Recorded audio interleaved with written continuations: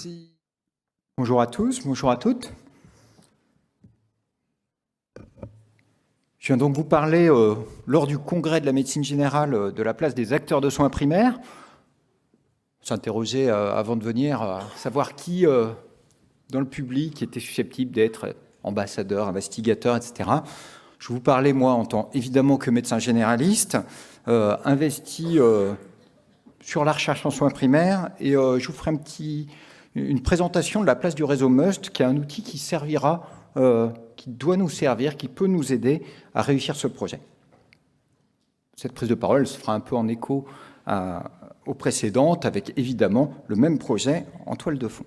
D'abord, vous dire que les acteurs de soins primaires sont investis dans le projet parmi de nombreux autres acteurs présents dans le consortium, avec des sociétés savantes représentées, comme le CNGE ou la SFMG, au milieu des sociétés savantes qui participent au projet au vu de la multiplicité des pathologies et des organes finalement concernés lorsqu'on fait un scanner thoracique. On a une structure du coup d'appui à la recherche qui apparaît un peu plus bas, qui est MUST et que j'aurai l'occasion de vous présenter. On a aussi des acteurs qui s'intéressent à la recherche en soins primaires sous la forme d'équipes de recherche. Et dans le consortium, vous voyez par exemple l'équipe POPS qui travaille sur les préventions, dont les dépistages évidemment. Et POPS, ça veut dire prévention, organisation et parcours en soins primaires. C'est une équipe qui est à l'Université d'Angers et dont vous comprenez, au vu de la description du projet, qu'elle permet de travailler sur des sujets qui sont abordés. Mon intervention, elle se place aujourd'hui et l'arrivée du projet dans un moment où on parle de la recherche en soins primaires de façon un peu plus lisible aujourd'hui. Je mettais ici en avant une photo que je reprenais sur LinkedIn de la DGOS qui a organisé il y a à peu près donc un mois, enfin je la prenais hier, donc c'est pour ça qu'il y a marqué un mois sous le nom de Marie Daudet. La recherche en soins primaires, c'est devenu un sujet d'actualité. Et ce projet, alors même que j'ai cité quelques acteurs qui ont participé à le construire, il a vocation à embarquer beaucoup d'autres acteurs de la communauté des soins primaires, très largement, puisque, comme vous l'a présenté Sébastien, en fait, l'idée, c'est d'aller aborder ce dépistage de façon très transversale, avec des portes d'entrée nombreuses, et notamment, pour citer rapidement, avec les environnements de maisons de santé, de centres de santé, de CPTS, tous ces en équipe de soins primaires. On a beaucoup d'acteurs, des pharmaciens, des infirmiers, qui peuvent participer largement à repérer ce patient et, pour une part, les prendre en charge. On est au congrès de la médecine générale. Quelle place en particulier donc pour les médecins généralistes? Vous l'avez compris, en premier lieu, le repérage des patients concernés. C'est ce côté un peu ambassadeur qui a été cité par Sébastien Courreau. Et vous l'avez reconnu, et je mettais des photographies illustratives à cet égard. On parle donc de patients qu'on connaît bien, des patients de 50 à 74 ans. On ne va pas se faire beaucoup d'efforts pour se souvenir qu'on doit proposer des dépistages dans cette tranche d'âge, des dépistages de cancer. C'est des patients que nous recevons tous les jours en médecine générale. La particularité étant celle, effectivement, du critère de tabagisme, qui est malgré tout une information qu'on requête très classiquement. Ce sont des patients qui ont un médecin traitant. On est dans des tranches d'âge, 50-74 ans, ou 93-95% de la population a un médecin traitant. C'est donc des gens qu'on voit dans nos cabinets. Deuxième rôle, recruter. En fait, on pourrait dire de façon moins sergent-recruteur, inclure, avec cet objectif donc de recruter 20 000 patients, il a été cité. La question, c'est combien de patients serons-nous capables, nous, acteurs de soins primaires, nous notamment médecins généralistes, de recruter en soins primaires? C'est un sujet très important, on l'a un petit peu évoqué. Heureusement, on n'est pas tout seul. Ça nous rassure à certains égards, parce que 20 000 patients dans ce congrès, une cohorte de 20 000 patients suivis pendant 5 ans, je ne sais pas si vous avez eu beaucoup d'études présentées comme ça, mais faire de la recherche clinique, faire signer des consentements à 20 000 patients, c'est un défi. Objectivement, c'est un gros défi. Et en même temps, il y a un enjeu à ce qu'on arrive à être présent. Parce que si on recrute très largement, comme c'est aussi possible aux portes des hôpitaux ou dans les cabinets de pneumo, on va recruter des gens dont le stade de présentation et en fait le statut par rapport à la pathologie peut être différent. Ça va être des gens sélectionnés qui auront été adressés et donc ça va impacter le taux de survenue des lésions, etc., le stade d'avancement de la maladie, le cas échéant. On a besoin de recruter des gens authentiquement asymptomatiques qui n'ont donc pas été adressés en soins secondaires. Si on ne le fait pas, l'étude marchera quand même, vous l'avez compris, mais elle sera forcément avec des résultats un peu différents. L'enjeu, c'est donc qu'on se mobilise collectivement. Après, tout le sens de cette présentation, ça va être de voir ensemble, et j'en suis convaincu, qu'on peut le faire. On peut le faire parce que c'est une étude nationale. Et vous voyez à droite les régions apparaître avec des objectifs par région.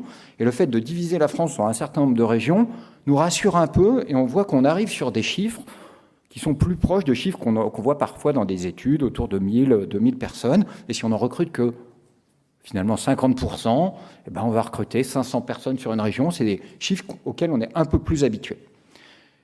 Deuxième élément pour se rassurer, c'est des patients qu'on voit donc tous les jours.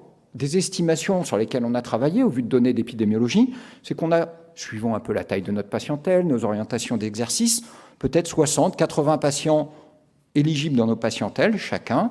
Peut-être qu'on arrivera à en recruter une vingtaine, convenant que tous ne sont pas, qu'il y a des critères d'exclusion, que certains vont refuser, etc. Pour recruter 20 000 patients, si on dit qu'on en recrute 20 chacun, vous voyez, il faudra être 1000 médecins généralistes. Si on en recrute 10 000, enfin, je vous laisse faire les règles de 3, mais c'est pour dire, on peut le faire. On a des atouts. Ces atouts, c'est nos réseaux, et c'est l'occasion de les mettre en avant.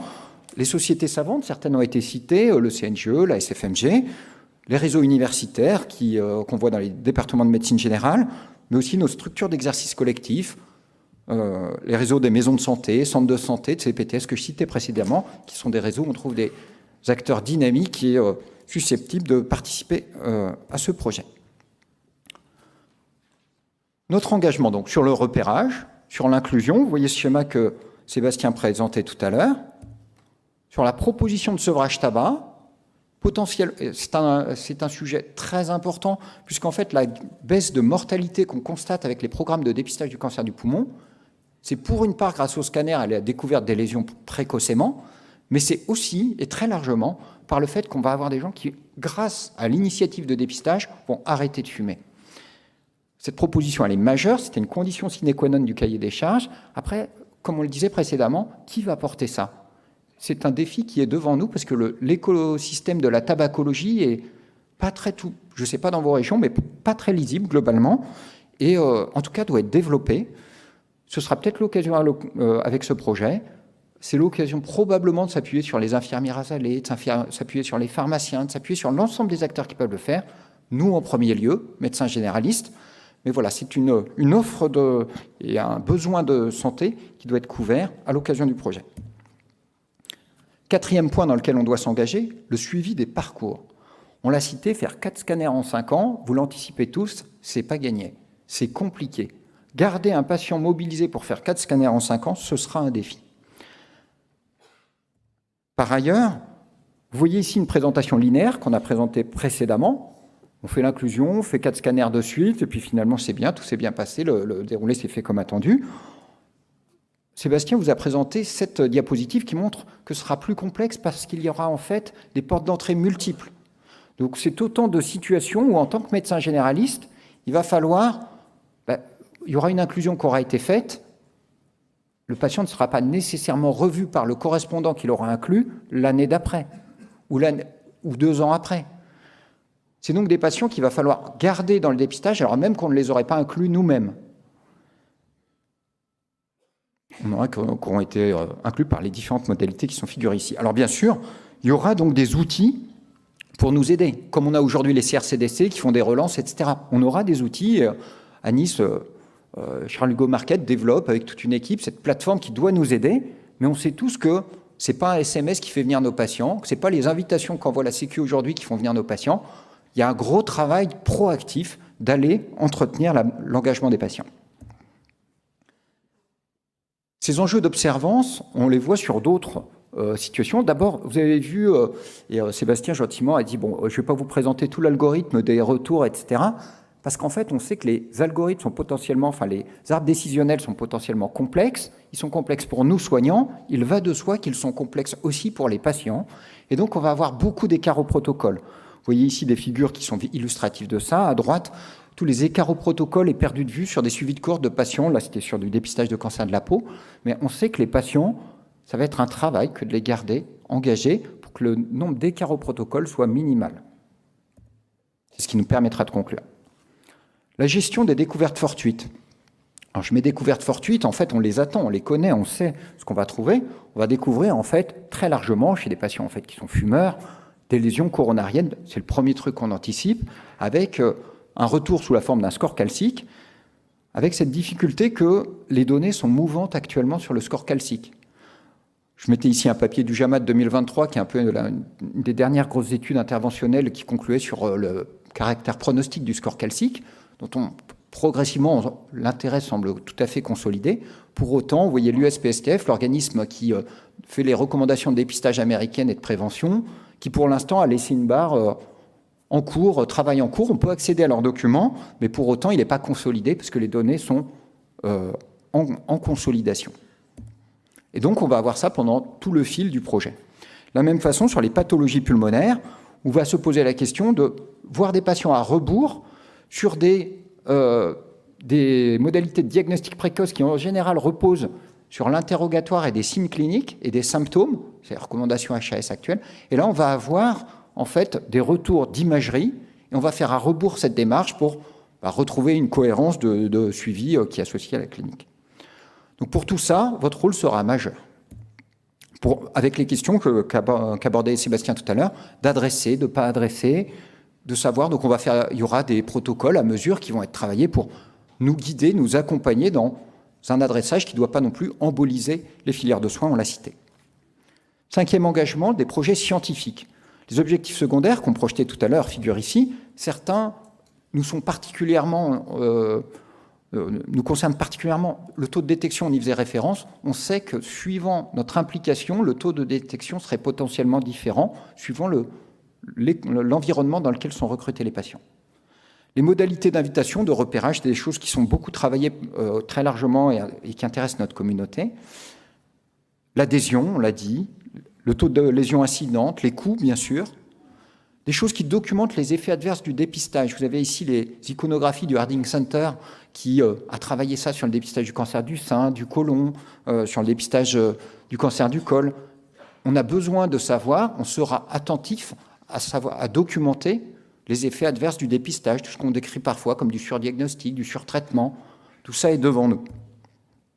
Globalement, notre expertise collective, elle aura vocation au plan scientifique, en tant que communauté, à être mobilisée sur tout ce qui concerne l'adhésion, la littératie en santé, les stratégies de sevrage, la multimorbidité, ou des pans organisationnels autour des organisations territoriales, de la collaboration interprofessionnelle, de l'impact sur la santé environnementale. C'était l'édito d'une des revues de la discipline il y a encore quelques mois.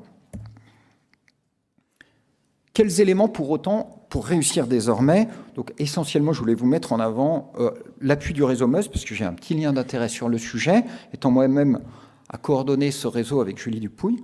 C'est un réseau qui a été créé en 2024, comme vous le voyez ici, avec l'appui d'un certain nombre d'institutions, le ministère de la Santé, l'INSERM, un réseau qui est dit labellisé FCRIN.